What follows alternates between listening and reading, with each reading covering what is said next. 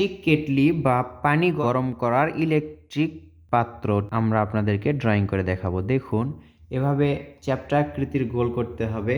এরপর এখান থেকে একটা ডাবল দাগ আঁকতে হবে। দেখুন, আমি যেভাবে আঁকছি সেভাবে আঁকার চেষ্টা করুন। এরপর দেখুন, এখান থেকে এই যে ওপর থেকে সোজা দাগ একটু ভাঁজ করে এটার সাথে আবার মিলবে। এবার দেখুন, সহজেই এই বরাবর এখান থেকে এইভাবে হালকা করে একটা দাগ দিবেন। এরপর দেখুন, হালকা করে একটা দাগ দিবেন।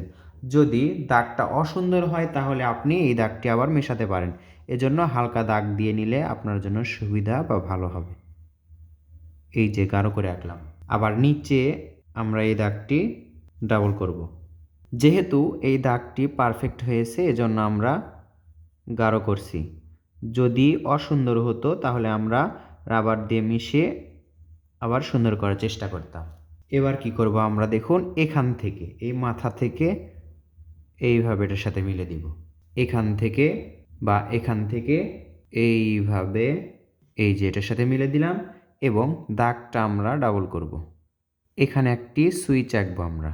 এই যে দুইটা দাগ দিয়ে এবার এখানে একটা দাগ দিলাম, এই দাগটা আবার ডাবল করলাম, অর্থাৎ এর মাঝে কতটুকু পানি আছে সেটা দেখা যাবে।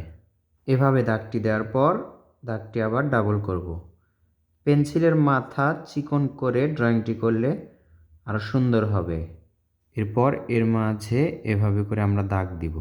পানির পরিমাণ বা সেলসিয়াস তাপমাত্রা এগুলো দেখা যাবে এটার মাঝে যদি আরেকটা গোল ডিজাইন বা নকশা দেওয়া যায়, দেখুন আরও কত সুন্দর লাগছে। ড্রয়িং করার পর আপনি রং ইচ্ছা মতো করতে পারেন। ধাপে ধাপে বা শুরু থেকে স্টেপ বাই স্টেপ ড্রয়িং করলে সব ড্রয়িংই সহজ হয়।